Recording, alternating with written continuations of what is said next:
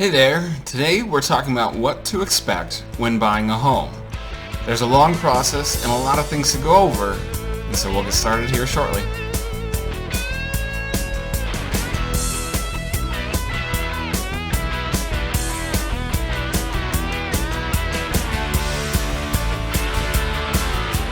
Hey there everybody, we're talking about the buying process and what to know and what you need to know because there's a lot to go over, a lot to keep track of, and that's usually where I come in.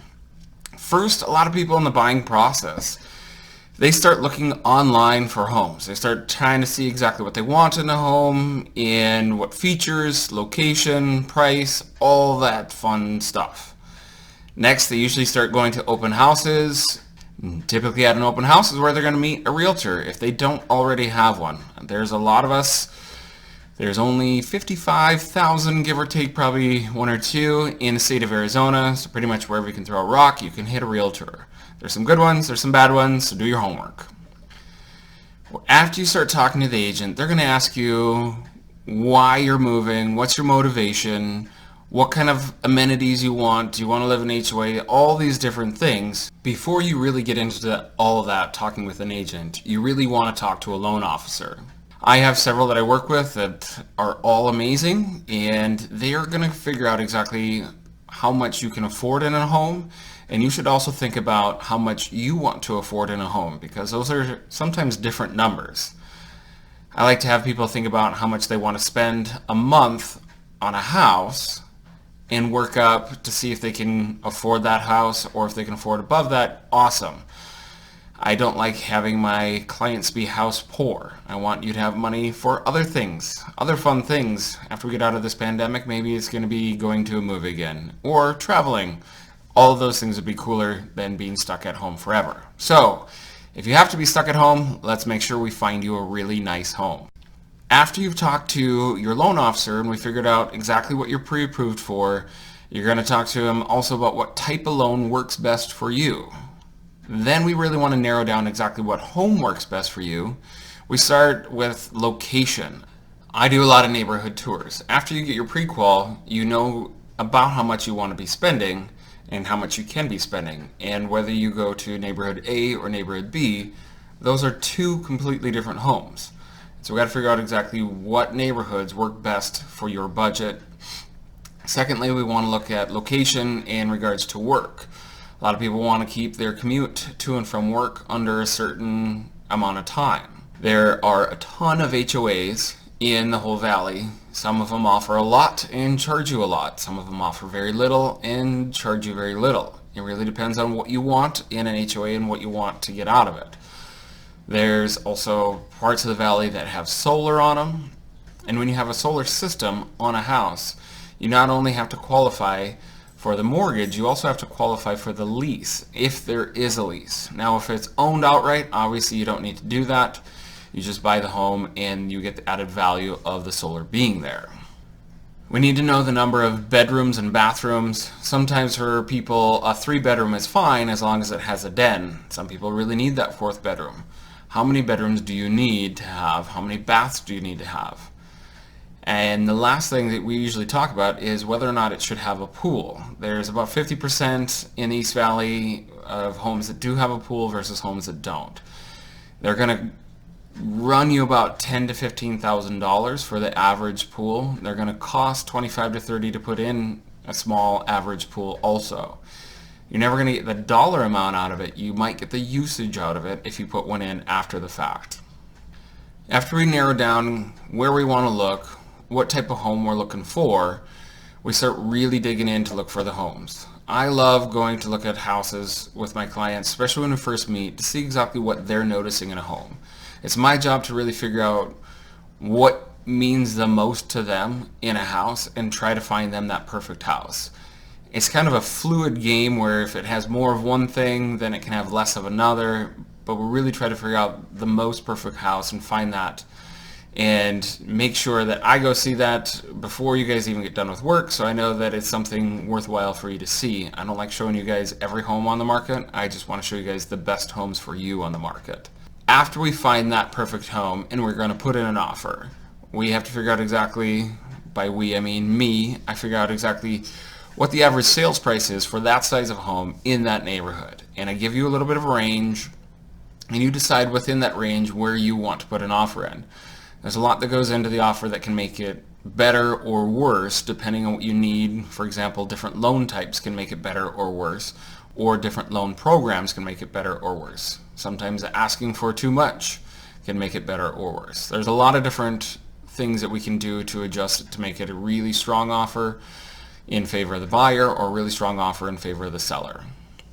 After we send out the offer, the waiting game is going to feel like it takes forever.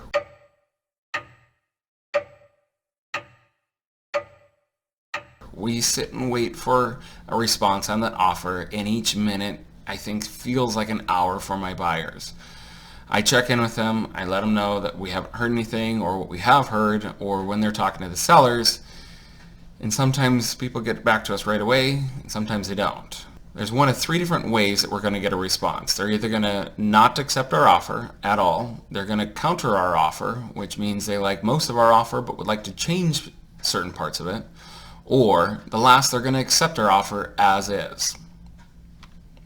The day after we get an accepted offer finalized is the first day of the inspection period. Now, the inspection period in full can go for 20 days. The first 10 days are for the buyer to figure out exactly what is right and what is not right with the home. I recommend that we have a professional general inspector come in as soon as possible to figure out exactly what is right and what is not right with the home. If the AC isn't running 100% the way it should, we then have a specialist come out and look at the AC specifically. Same thing with plumbing or electrical. After we figure out everything that is right or isn't right with the home, there's usually a list of things that need to be repaired. We can then pick the most important things off that list that we want the seller to fix, replace, or repair in order for this contract to move forward. We have up until day 10 of the first inspection period in order to send them what's called the BINSR, the Buyer Inspection Notice Seller Response. After we've given them that, they have 5 days to look it over, figure out exactly how much it's going to cost them to fix or repair these things, and give us one of three responses. They're either going to fix everything, in which case the inspection period is over and we can move forward towards close of escrow of the house. They can say we're going to fix half of it, or we're going to fix none of it. Those are the other two options. If they pick the last two options, you guys have another 5 days to figure out if you still want to move forward with purchasing the house. After the inspection period is all said and done, and we agree to terms on what is going to be repaired or isn't, we can then move forward with title and escrow. And that's typically when the appraisal gets ordered, is after the inspection period. The only time we would have it ordered prior to the inspection period being over is if we have a short close of escrow, like 30 days or less, and we really need to get that appraisal done as soon as possible to make sure it doesn't hold up the end process. If you're getting a loan, typically you'll need to get an appraisal. Only if you're putting about 20% or more down on a house is when you start getting appraisal waivers. Not everybody does it, so I can't guarantee that you won't have to get an appraisal even if you put 20% or more down, but some of the lending programs do offer a waiver for an appraisal. During the time between the inspection period and the close of escrow, title is going to be asking you how you want to take title and different things that they need from you, and then most of all, lending is going to be working on getting your loan approved, getting it through underwriting, and they will ask you for a ton of paperwork. And when you think you give them all the paperwork that you possibly could, I bet they're going to ask for at least 10 more things. It's a lot. I know it's frustrating. They ask for it. The sooner you get it to them, the better. That way we can get through underwriting and get clear to close sooner than later.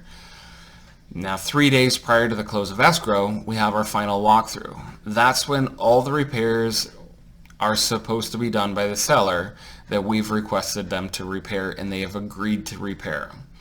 Sometimes they get it right the first time, sometimes they don't, sometimes they forget some of them. More often than not, they do get it right, and they do have all the repairs done that are needed to be done. After that, usually the day before close of escrow, we have our final signing. You go in, you sign the 3,000 pieces of paper. Yes, it is a lot, maybe not 3,000, but it does feel like 3,000. You will also bring the rest of your down payment for the home at that time and all the funds needed for closing out the loan and paying for title. The next day will be close of escrow, and what happens is the title company gathers all the documents needed from both buyer and seller. They gather the funds needed from lending, and they submit their paperwork to the county, and once it records, it is officially your home. And usually the biggest question I get is, when can I move in?